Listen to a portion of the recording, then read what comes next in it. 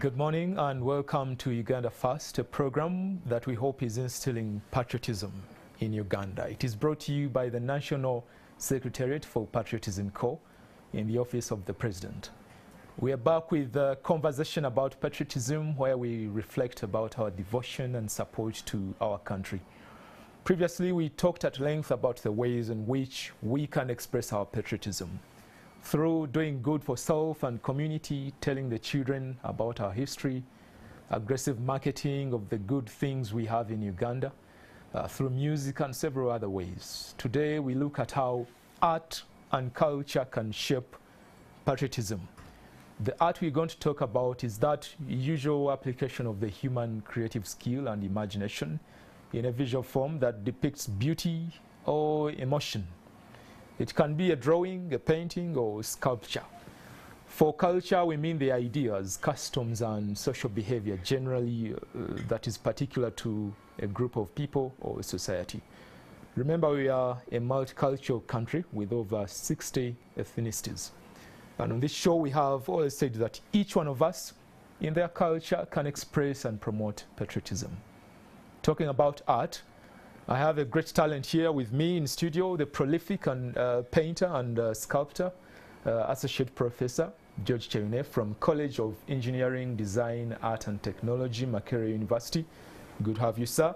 Thank you. And Mr. Amon Chitoke, the Deputy Executive Director of Cross Culture Foundation in Uganda.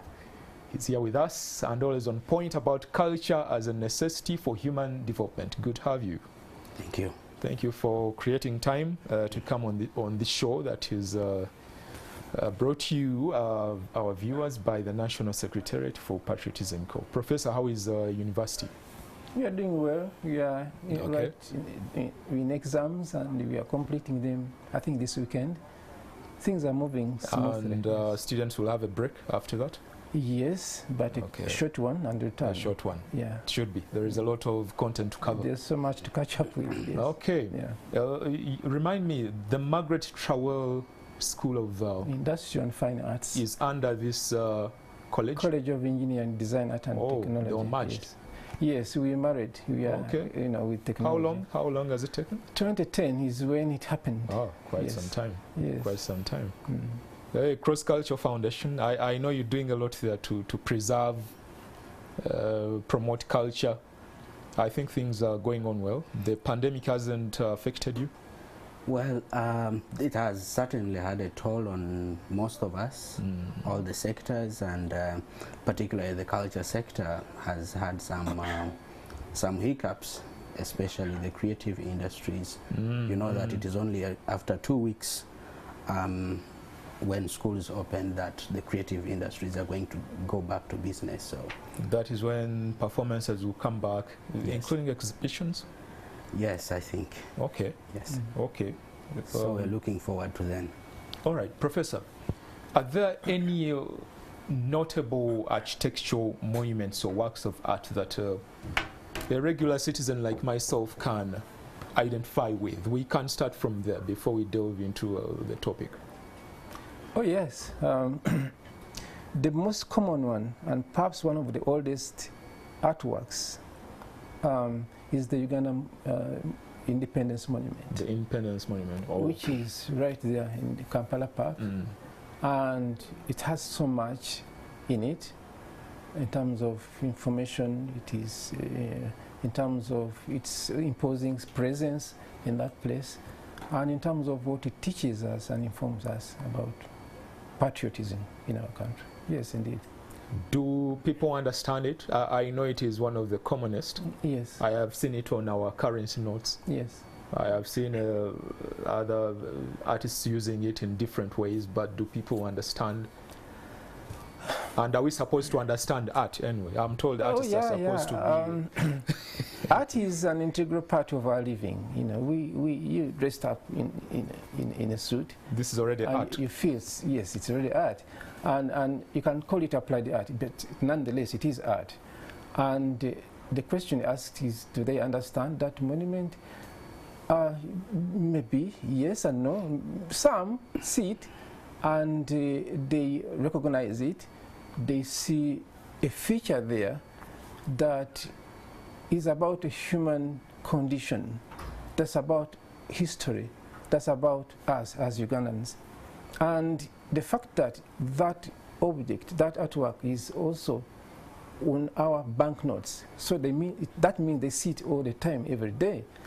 And it's one thing to see it every day, it's another thing to understand it. But at least because it's there and it's part of their, day-to-day activities, one should start asking, why is it there? What is it about? What is it saying? And why is it important for us? You can do an interview, people passing by, and that's something that you can do. But I think many people, yes, recognize it. Maybe they don't understand it, but at least they live with it. And by living with it, that should be the starting point to ask what it is about and why it's so important. One thing I've realized, there are not so many.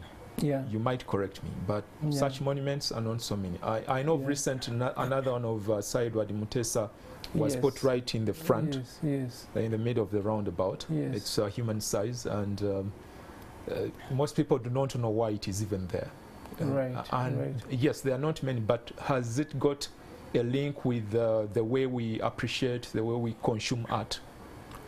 Could it be, or it is just that ideas are not as so many where we can, pick these, use them to put this artwork in place? A bit of both. We need to do more in terms of erecting new monuments and also taking art back to the people. There's one in Bulange, as you know, of the Kabaka. There's one in the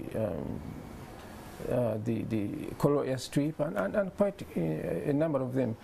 But yes, I think the example I've given of the banknotes, the banknotes has many more monuments on them. And the idea, I was part of the team that put together that new family of banknotes. The idea was to take art back to the people, to interest them in their culture, in their history, in their past, and make them ask questions about art and its relevance and usefulness in projecting Uganda's positive image, and making them understand that art is designed and created for them, and the problem with art is that you don't benefit from art in a direct, obvious way, but it impacts you emotionally, it impacts you visually, and you don't remain the same after seeing a work of art.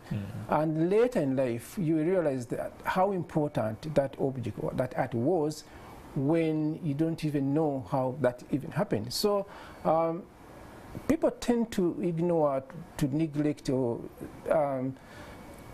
do very little about art in terms of promoting it, in terms of absorbing it, in terms of embracing it. But it is still there anyway, in their midst, and they can't ignore it. What do you tell people about preserving art?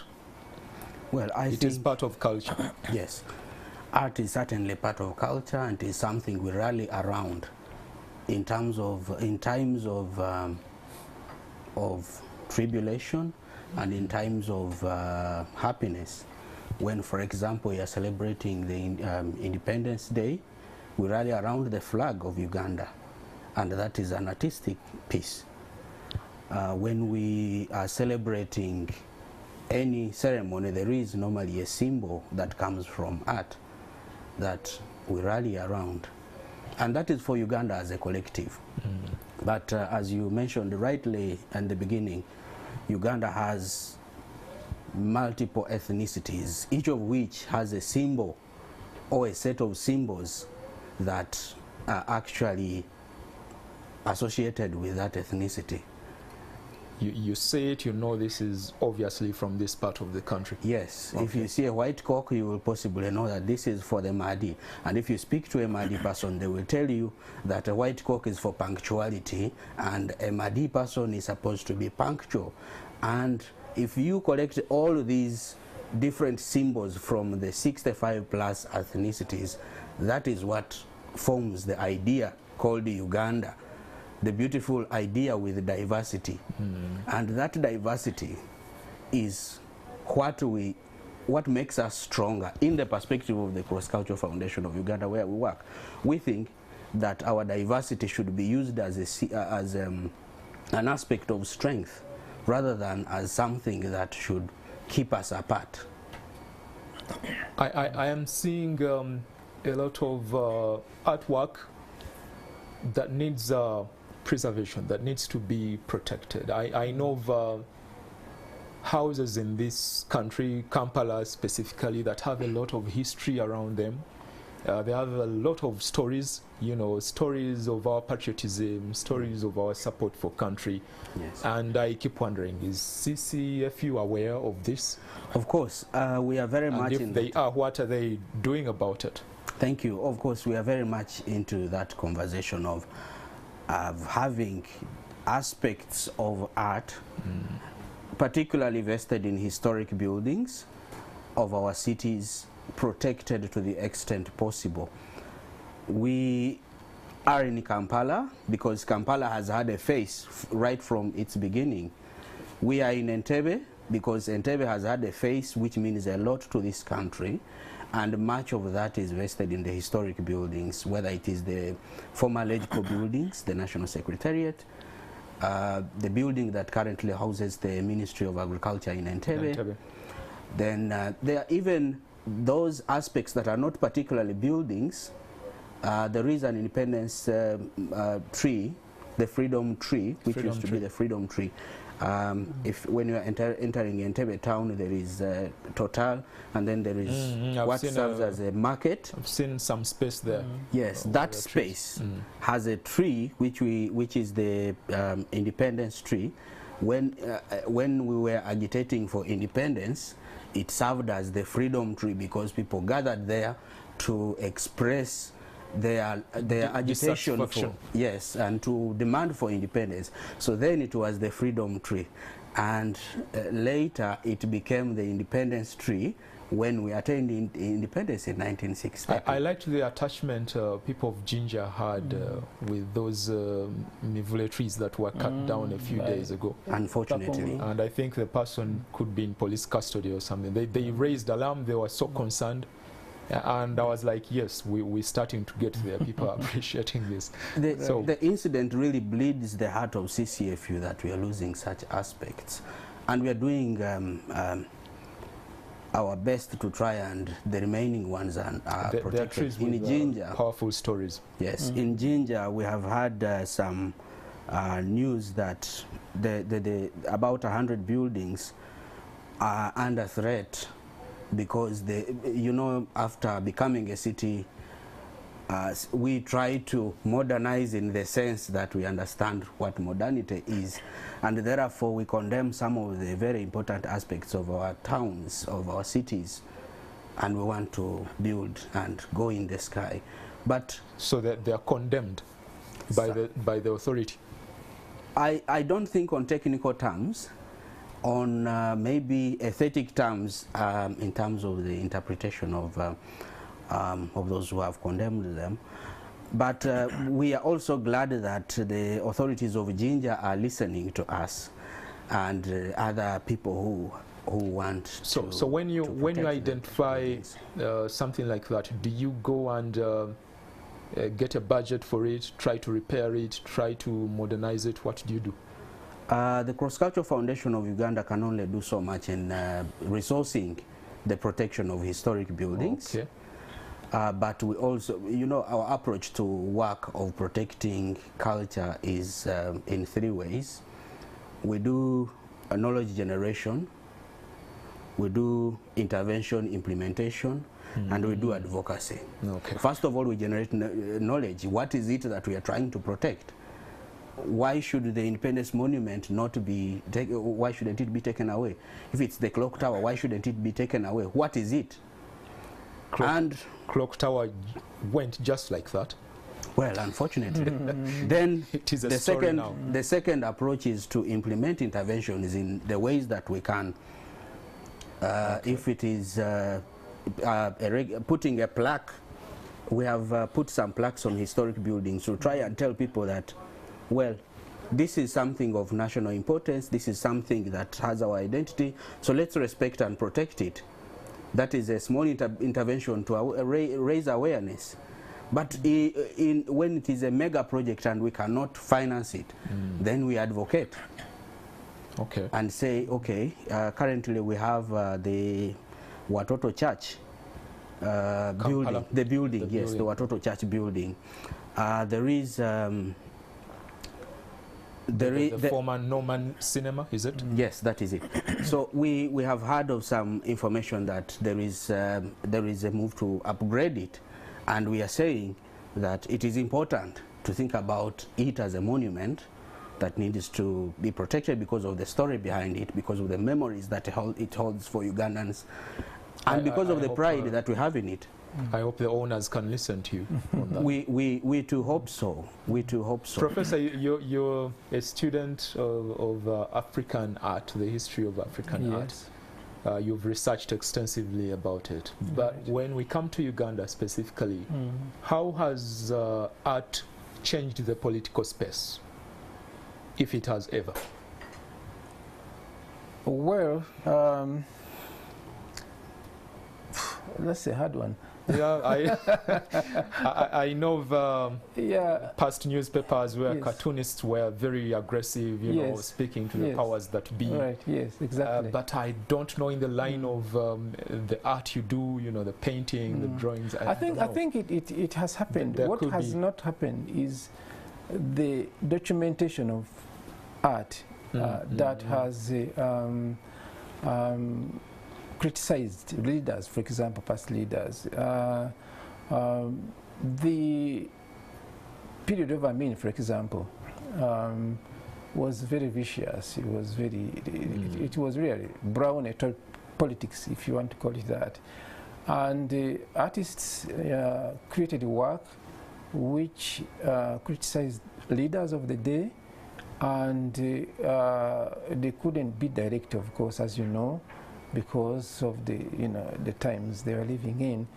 But yes, they created important works that actually express disgust for their leaders.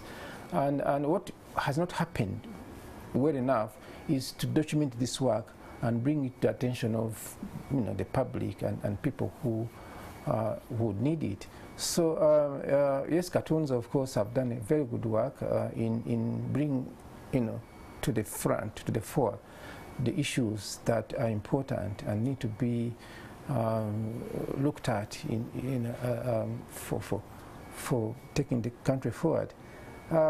Yes, I think I would say they exist, but they need to be documented and brought to your attention. Where we are now, yes, there is a problem. For example, documentation. There's a very important artwork in Makerere Library, which Professor Francis Nageda made. It's called The War Victim. And it is about the atrocities, it's about the difficulties, the purging of lives in between 71 and 85 in Uganda. And it shows the resilience of the people of Uganda to put up with so much difficulties, but also to remain firm and strong and hopeful and optimistic about the future. It's one of those monuments that are in public domain, although within Makerere, campus, but it is very vivid about that issue of politics and how political situation can be really bad, but where people still have the chance and the resilience to forge ahead. Yeah. I hear you. A poignant reminder of the civil stress that we've gone through. Right, yes, precisely. I've seen something at the Uganda Matters shrine, the Anglican side. Very beautiful work. Yeah. Okay, I am asking again, Professor, where we are now, how can artists use their works to speak to the people that are not patriotic? For example, the corrupt. People who wake up with one sole plan of stealing our resources. How can we use art in that regard? I think the art that speaks to the corrupt does exist. I think what artists need, they have done something. Let me give you an example of a festival it was called Laba, LBA festival, which means sea, to see. And Laba. Laba, yeah. I mean, Okay. Selugano, you know. And it ran from 2006 up to 2017, I think. It was one day festival where artists took out their work to the streets, and the public were able to actually experience art away from the intimidating walls of the galleries. And they were able to understand, ask questions, and so on. So artists are actually engaged and continue writing about, making drawings, making sculptures, criticizing the corrupt. But this art is still not able to be accessed by the general public. It's about, I think, writing about it. It's about making it public, making it known, and enabling the general public to actually to experience it and access it. Yeah. Maybe it's our fault, artists, the writers and so on, who have not done enough to make people understand that this medium, so powerful and so vital, is existing and is potent with energy and information that can transform and even influence policy. Mr. Chitoke, we're going to have a break, but before, how can we arouse love for art, appreciation? As we speak, you know, not so many appreciate, like we were saying in the start. I know of many beautiful artworks, but you ask a person, do you understand what that is about? Do you know who even put it? Do you know the purpose why it was specifically put at that spot? For example, the sculptures of wild animals along Mulago Kamocha Road. I've seen even some people who abuse them. They go break off an ear and, you know, annoying things. But how can we awaken? How can we arouse appreciation for art in this country? Okay, thank you, Frank. You know, art, and you know, I come from a literature tradition. I'm a teacher of English language and literature. And in literature, we say that the audience does not understand what you write. The audience understands what they read. And therefore, if you put an art piece there, there is as many interpretations to that piece as the number of people in your audience. And by plucking off that ear, that is already appreciation. It may not be what you intended, but it means that you have actually touched that person, and they think what you are portraying should not be what is being portrayed. They think that bust of a person that you have put there should not exist in a public space, and that is already appreciation to the person that is using that art. You are somehow recognizing what they did in a way. Of course, I am saying that art is not supposed to be used as intended by the artist. It is supposed to be used as interpreted by the audience. You know, when I was young, people who might be familiar with the areas of Kasese where I had my childhood might know it. Which place exactly? Kilembe, Kigoro, no, if you reach Huima, there is a turning to the upward. There is a trading center called Kinyabwamba. And I know that one. Yes, and there was an old woman who drank what was called dudumachi then.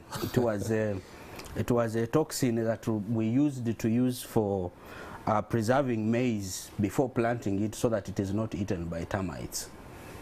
And it was said that it had been bought from the shop of a man called Haruna. If you have grown up in that area, you would know that person. So in my young mind, I was like, why would Haruna sell things that kill people? Yeah? And I was very mad at this person. But then again, we were using it at home to preserve maize. And that is how art is. You take a piece of what you want. Professor Chayune puts out his piece, Border Border. It is up to you to interpret. Exactly. And in Uganda, now speaking patriotism, we have the responsibility to choose which side of the coin we fall when we are using art. When, say, Dr. Jim Espire Sentongo draws his cartoon and says, well, here it is. Take it or leave it, use it how you want. Yeah. So it is up to you. If you want to stay corrupt, work with the piece of art. If you want to stop corruption, work with the piece of art. The artist has given it to you. Okay. I think the art piece created by an artist, the artist has ownership and is able to control that art piece. If it's still in his studio, her studio. Once it goes into the public domain, it takes a life of its own. And the artist has no control whatsoever of that work anymore. So the audience will find anything, whatever they want to read, how they want to read that piece. The artist may have intended something, different, a positive message or whatever, but my cultural baggage, my past, my experience is imposed on that work, and my interpretation of it will depend on where I'm coming from and how I want to understand and interpret that work. So that the artwork then becomes independent of the maker, and it's something completely. It happened recently in the U.S. Remember the statues of the Confederate generals who were in support of slavery. Right. People pulled them down, and authorities had to agree with them that, you know what, let's take them away. They're causing anger. All right, we're coming back after a short break. Our conversation is still going on. The role of art and culture in shaping patriotism. You're watching Uganda First, brought to you by the National Secretariat for Patriotism Co. We're coming back.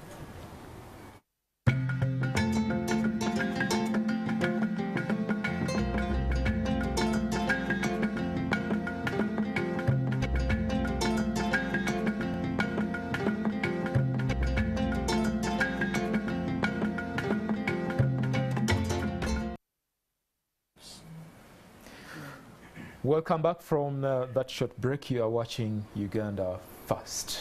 My name is Frank Walesimbi. In studio, I am with Professor George Chayune from Makerere University and Mr. Amon Chitoke from Cross Cultural Foundation in Uganda. You know that every Thursday we speak to people out there about the topic we're discussing here, and let's hear some of these that we spoke to, their thoughts generally about art and culture in the shaping of patriotism. Meaning of this sculpture says hatching a new generation. Hatching a new generation, this shows like having a heart for the country, having that desire of nurturing people to become responsible citizens. We have a lot of aspects of culture. We have dances, we have dramas, we have the way we sit, we have the way different tribes sit. For example, I'll take a case study of Basogas. Basogas, they have this aspect of kneeling down if you're greeting a man. This shows respect. It doesn't show that a man is above someone, but it just shows respect. So if we are showing respect to one another, there is peace in the country, and that will be a source of patriotism for the country. Art and culture, they first promote unity. Maybe if it is like the Uganda flag, it first shows you a sense of belonging at the kingdom level. So it unites people at the lower level.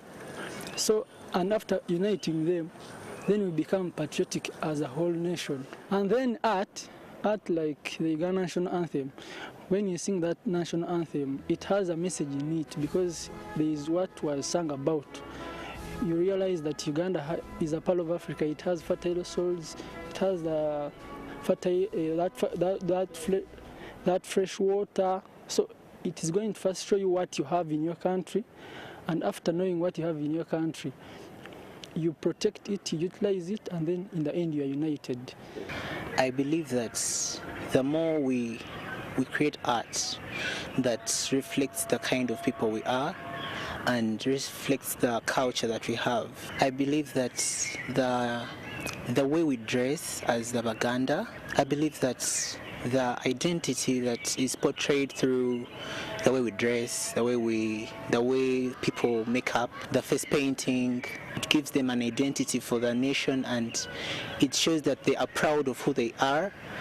Because it has kept on, it's something that has happened for a long time and is still being done. So I believe that this is one of the way people show that we love our nation, we love our culture, we love who we are, and this is who we are, this is our identity. Mulaba ebiveera ebisolo ebyo eno mu ati bikozesebwa era bw'onalina omuntu wakasanga akagamba ekaveera tokasulayo aba akalabamu omugaso. Even the backload system mulaba ene art tuzikozesa okujja okukolamu creative arts ng'ezo. Oluganda oba kale olulimi olulala lwonna lugazi kati nga nange bondaba obudde buno eno neeyagalira mu lulimi mba njagala neeyagalira mu nsi yange ekyo kyonna kyonna kitegeeza obwagazi bwe nina ensi yange. Sometimes people don't really like to read or what, so we take it upon ourselves as artists to show people outside there that actually things are not right. Like this sculpture which I'm with right now, it is showing like a hand, someone spraying, like so, talking about the COVID period where there was a lot of sanitizing and what. So as artists we come in to help people to make them aware of how to keep themselves safe during this COVID lockdown period, because we still have to work and make money and study, but the virus is still around and we really don't want to die. When I look at this as a Ugandan, it makes me proud of my country. This shows that we were free from the colonial rule, shows that Uganda is a newborn country, no longer under white people. We are looking forward for the bright future of Uganda. Banknotes of Uganda, for instance, when you see the 200 shillings coin, it has fish, and the notes that have matoke and the gorilla, it talks about the nature, and you can see that there is love for the nation, and the way it was portrayed on the notes, you can see that there is love, and the drawings, most of them express art. In other words, there is no way you can separate art from patriotism. Katiniramu products nga zino nzazeekolera eza beadwork, waist beads, anklets, earrings, babyagala nnyo kubanga byawano era bavayo najje bavudde najja nagamba, is this made here? Nomugamba yes, kikolebwa wano, nakigulirawo mwe mitibera so asanga mu nsi endala. Kati ng'olubugo tusala dusanga yeeri era bwajja wano nalaba nga tulukozemu akasawo oba wall hanging, aba asanyuka nnyo kubanga eri wabe tasuubira era tasuubira nti basobola okikolayo.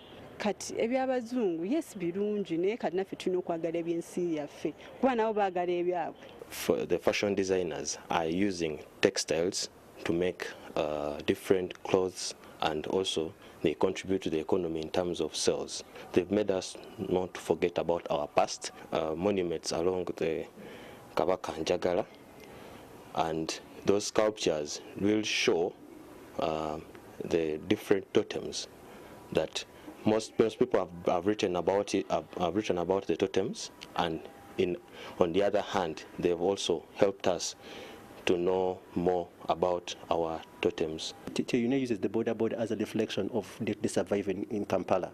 This guy who's reading the border also pays taxes, and by being busy, they are out of crime. So that is, I think, one way one can say that it fits into the idea of patriotism. Yeah. Kino eno street ye Kampala nali ngezaako kuba ekifaananyi kino kukisiiga nga mbalaga embeera how busy it is in the city downtown. This is almost casually balanola nti bano beetikka, bano bali busy ba offroadinga, omwoyo balaga nti omwoyo gwokukola. Yes. Kati for example enjovu eno ojja kusanga mu Nigeria agisiiga, ojja kusanga mu Ghana agisiiga. Kati nkola ntya okulaba nti enjovu gyensiize Uganda talks about Uganda, not Nigeria, not Kenya, because you can find elephants elsewhere. If you look at the colors I've used in this elephant, ojja kulaba nti mulimu these colors eziraga Uganda flag, over Uganda flag colors. When you look at the head here, ndowooza musobola okulaba nti colors zino representing jungle animals. Then these other bitengi, they are Ugandan. Era bitengi ebimu bino byenkozeseza biri made here in Uganda. Yensonga lwaki njagala nkikole kibe nga kiraga more of Uganda than Kenya or Tanzania or Zambia.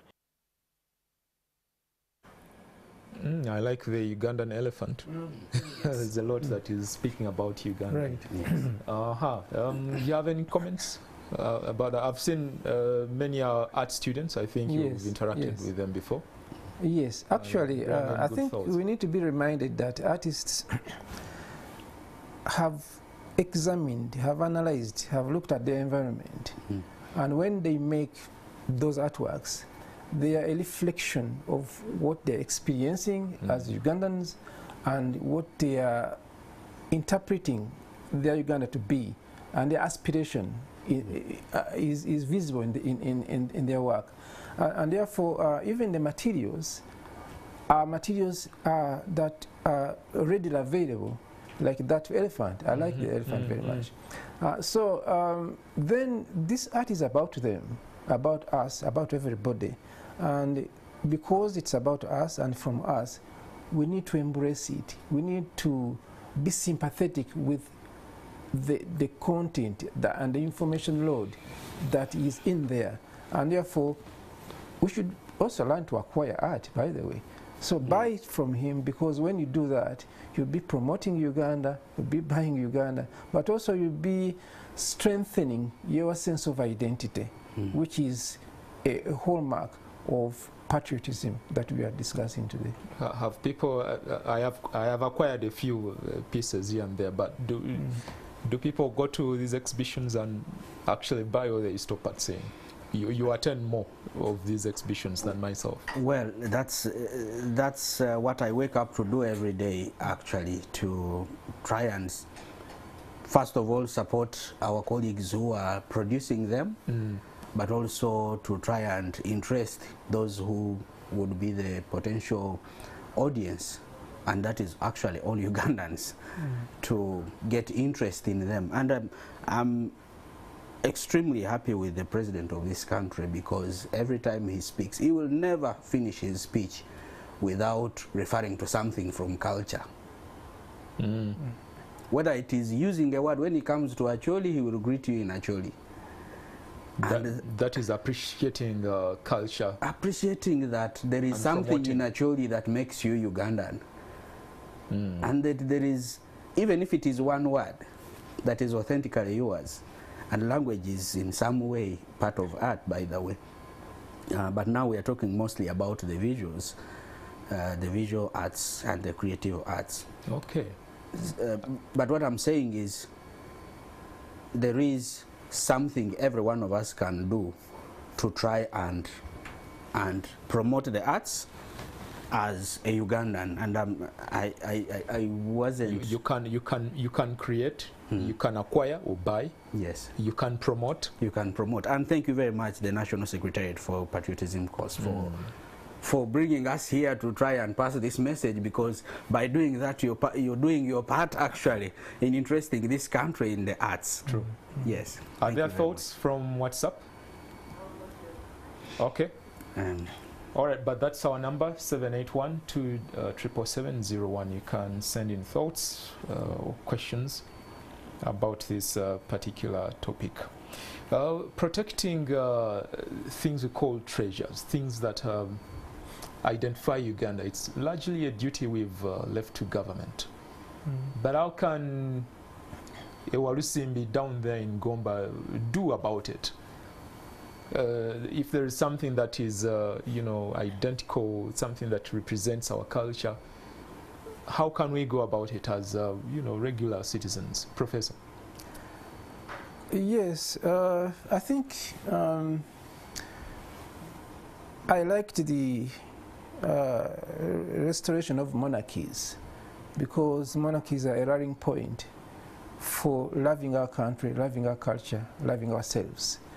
And my totem as a bird is something so fundamental for me as a Muganda, as somebody coming from Nyonyi clan.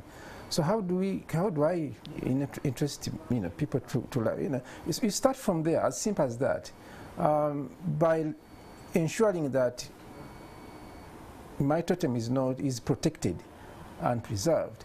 I am in one way engaging in sending that message of loving your country, be proud about it, and do whatever it takes. Do whatever it takes to preserve it, and to also show that as a Ugandan, you are just like any other person in the world, and make your contribution in whatever discipline, whatever sector you are, and that way you'll be engaging in that protecting and preserving your art. We should drop the idea that your government. Your government, yeah, exactly. I hear that come out a lot when people find these things. Yeah. In apartheid South Africa, a lot of images, artwork that challenged the status quo then was suppressed. Yeah. These images were suppressed, and I kept thinking, how can contemporary politicians learn to live with contemporary art that challenges the powers that be? I think, as I said, it's about interpretation, and it comes from values. It comes from values. If a cartoon is saying do not steal public funds, and you take offense with it, then that means it is in your values to steal public funds. You don't care who says what? Well, that actually means that you are pro stealing public funds. And I think there is a major debate on teaching the arts and the sciences. And what for me is very striking is how we are forgetting that we have a moral fabric to protect, and it is mostly from the arts that we can protect these moral fabrics. I mean, if we do go full blast sciences, we will construct industries, we will construct railways, we will construct buildings, and these will not last for more than 10 years as national property. They will be stolen because we did not nurture the spirit that protects them. We did not teach our children ethics, and that's where culture comes in handy, and why we must cling to the values that are truly and authentically ours. Okay. And specifically for for vandalizing aspects of art, because they do not speak the message that we want spoken, I think that is something to say we should forget our history. And if we forget our history, then we are very susceptible to coming back to where we started from. If we clear this world of all monuments of colonialism and its perpetrators, then we are going to probably come back to colonialism, because 100 years down the road, our children will have forgotten that there was we are once into this kind of slavery, and therefore will not have a reference point. But if we protect them, however painful we feel about them, then there is something to remind us that this is where we've come from, and then we will have the zeal never to go back that direction. It is a statue that triggers bad memories, just walk away from it. Don't vandalize. Yeah, exactly. If you can't do something to add value to it, then just don't touch it, let it be. If it is a monument of a neighboring community that probably you have had a rough history with, please don't, because patriotically, none of the ethnicities in Uganda is about to walk away. we have to choose to live with each other. Everybody is here, and that is the message I give to many of the ethnicities that normally conflict. In the Rwenzoris, we are there for the Cross-Cultural Foundation of Uganda has been there for a lot of managing diversity campaigns, and we tell people, I mean, if you are in Msongora, you are in Kasese, you are not going to walk away. So you had better find ways of living with the Bakonzo and the Mkonzo. You had better find ways of living with the Basongora, because you are not going to walk away. We are not going to have a trek of the Bakonzo going I don't know where. We've got to learn to live as one. Exactly. I hear you. Makes a lot of sense. We have less than 4 minutes to conclude this, Professor. But as we speak, cartoons are the thing now. I was saying that generally Ugandans do not appreciate in a lot of art, but for when it comes to cartoons of late, I've been observing in the past 5 years, you know, people are trying to relate with these cartoons, and you find on social media platforms they hang them there. If somebody is excited about it, they will put it. Is it that cartoonists have been aggressive? Is it that these cartoons speak the message they want to see, or what is it about cartoons? Yeah, I think cartoons have a lot of humor. They have a sense of humor to start with. And people get attracted, and their attention is sustained very easily. But also cartoons appeal to the immediate senses. You get the information quickly and read it quickly, and because it's about a topical issue of the day. And the topical issue of the day, which I have read in newspaper or have heard in social media, is now visualized in one composition. And cartoons have that capacity to capture and radiate information and energy and make people laugh, but also they understand what's going on, whether negative or positive, or whether critical or in support of what's going on. And they summarize so much within a short time and within a small space. So I think partly I would think that explains why cartoons have become so enchanting and exciting. It is a summary packaged with a lot of humor. Yes, I think okay, so. And straight to the point. Right, right. Okay, what do you think artists should be doing to avoid conflict with powers? Can art be kind? If I am a cartoonist, does the sense of kindness come into my mind while I'm drawing, and I'm like, okay, let me not expose a lot of him, let me draw a little bit of this and that? Yes, I think, you know, there is a person, a writer who expressed something that we cherish very much in literature. We say that if you have not lived, you cannot write. Writing is from experience. True. And so is drawing and all other artistic expressions. And therefore, to be kind is to say, I am mirroring society. For the artist to be kind, just write what is the truth. And of course, I have all sorts of issues with the truth, with the concept of truth. True according to who? And so express what mirrors society, the society we live in.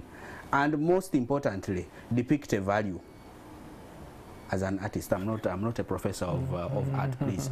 The professor here may have a different opinion. But for me, when you write something, when you draw something, you are saying, for me, this is a value. It is very wrong to steal public funds, and I will write a message that says it's wrong. Express it as it is. Express it as it is. And then let people on both sides of the coin choose which way to go.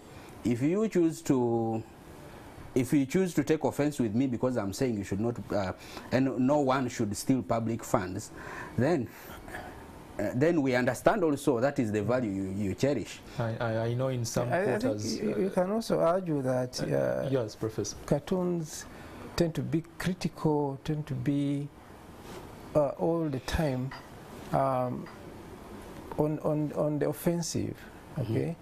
How about cartoons that extol the achievements of the state?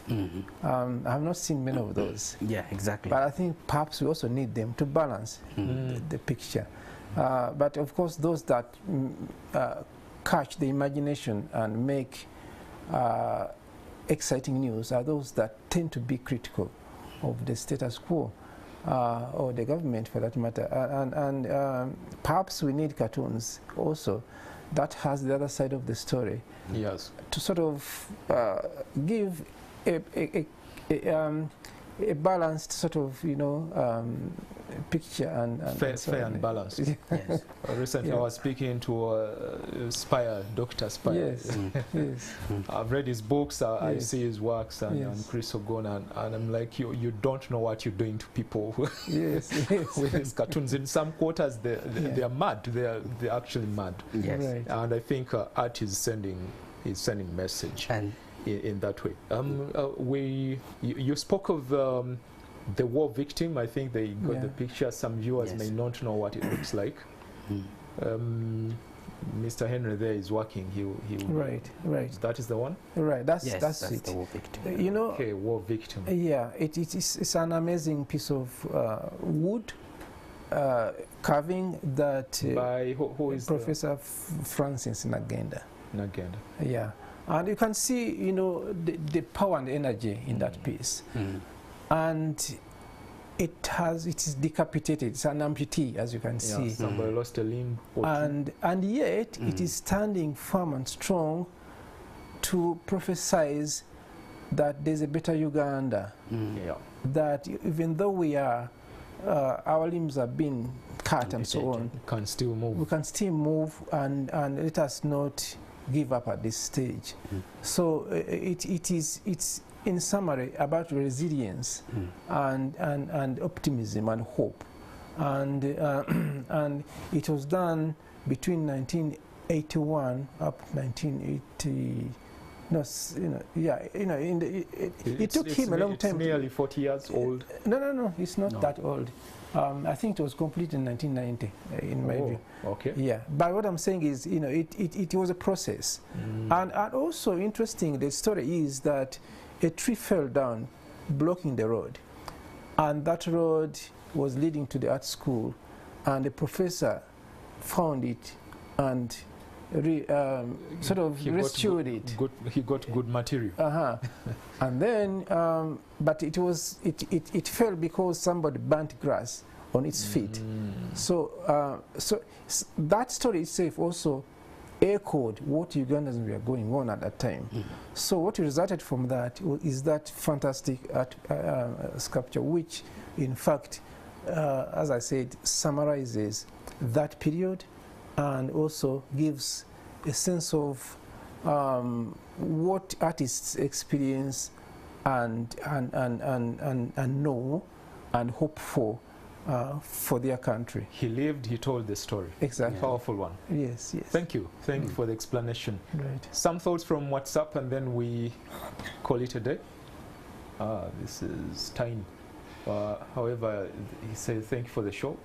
Patriotism is rooted within our culture. If we harness it, we shall promote patriotism. Culture is all about identity, and once you identify in the true sense, you cannot fail to be patriotic. You didn't put your name, but thank you.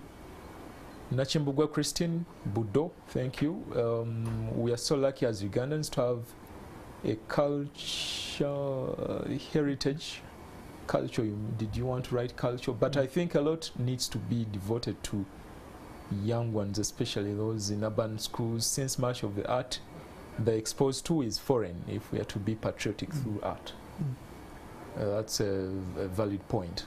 Wawira Robert, you are thanking us for the show, and my comment is, in life we can't go away. Okay, we can't do away with that. Okay, let us talk about sport. There is a rising interest in football with kits changing every season. Yeah? Kits. Can we, no, this is not ours, Abdu Sesol. You were talking to a sports president, I think. Nsoboga Prima, Fort Portal, as a former student of Professor Cheune, doing my art from Fort, it has improved and changed my life financially. Thank you, Mr. George, bravo. All right, thank you so much, Nsoboga. Let's see one more, okay.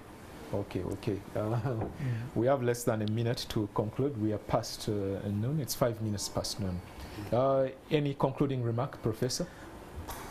I think art is an integral part of our living. Art is not new. Our ancestors made art, and they used it in so many different ways. Art is multi-layered. It's a complex narrative, and you can't run away from it. We can only embrace it and benefit from it. Let's benefit from it. Mr. Amon. Yeah, thank you very much, Frank. And we thank you, first of all, for hosting us, and NTV, the National Secretariat for Patriotism course, and the Office of the President for recognizing that culture and art have something to add to this country. And for the Cross-Cultural Foundation of Uganda, I pledge that our mission is still the same, to promote an appreciation of culture as vital for human development that responds to Uganda's diverse identities. Thank you. All right, we still have to converse. You know, there's a lot to talk about museums. Yes, yes. We didn't tackle that, but I know it's important because that's one of the places where we can preserve the art. We are organizing a railway museum in Jinja, and we hope that I am looking forward to the railway museum, and the army museum also is coming up. I think somewhere in Rueda, somewhere there. Yeah, there's a lot of work coming up, and please go and visit these places, check them out, buy the art if you can. Appreciate these people, Professor. Museum, we are putting together a museum at the university, Mutesa Museum, but that's a small fragment of the bigger Makere Museum, which is, you know, we are intending to create. Makere has been around for 100 years. Sure. And we are celebrating 100 years this year, and with a lot of activities, and the museum is going to be a component of that celebration. We'll be glad to visit it. Thank you for watching Uganda First. My name is Frank Walisimbi. Have a good afternoon.